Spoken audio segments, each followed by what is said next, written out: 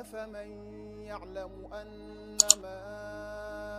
أنزل إليك من ربك الحق كمن هو أعمى إنما يتذكر أولو الألباب الذين يوفون بعهد الله ولا ينقضون الميثاق والذين يصلون ما أمر الله به أن يوصل ويخشون ربهم ويخافون سوء الحساب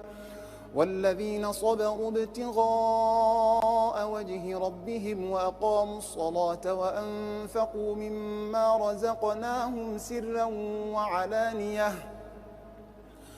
سرا وعلانية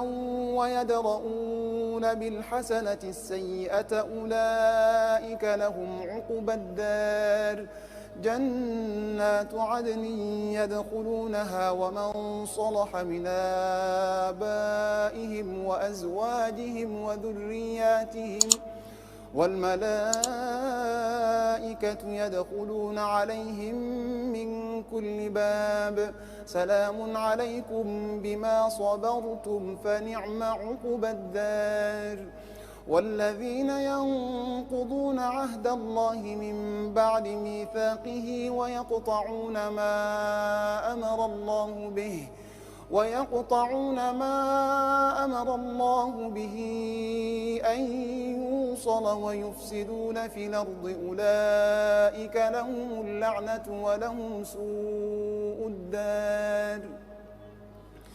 الله يبسط الرزق لمن يشاء ويقدر وفرحوا بالحياة الدنيا وما الحياة الدنيا في الآخرة إلا متاع ويقول الذين كفروا لولا أنزل عليه آية من ربه قل إن الله يضل من يشاء ويهدي إليه من أناب الذين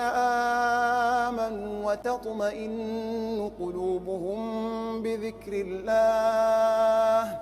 ألا بذكر الله تطمئن القلوب الذين آمنوا وعملوا الصالحات طوبى لهم وحسن مآب كذلك أرسلناك في أمة قد خلت من قبلها لتتلو عليهم الذي أوحينا إليك وهم يكفرون بالرحمن قل هو ربي لا إله إلا هو عليه توكلت وإليه متاب ولو أن قرآنا سيرت به الجبال أو قطعت به الأرض أو كلم به الموتى بل لله الأمر جميعا أفلم ييأس الذين آمنوا أن لو يشاء الله لهدى الناس جميعا ولا يزال الذين كفروا تصيبهم بما صنعوا قارعة أو تحل قريبا من دارهم حتى ياتي وعد الله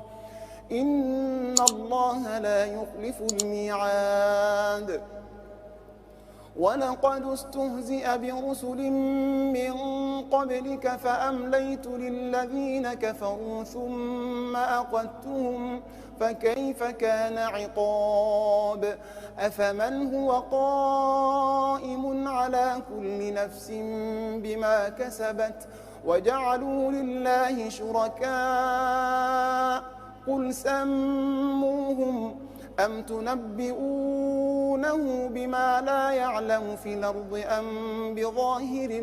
من القول بل زين للذين كفروا مكرهم وصدوا عن السبيل ومن يضلل الله فما له من هاد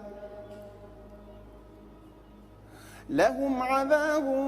في الحياة الدنيا ولعذاب الآخرة أشق وما لهم من الله من واق.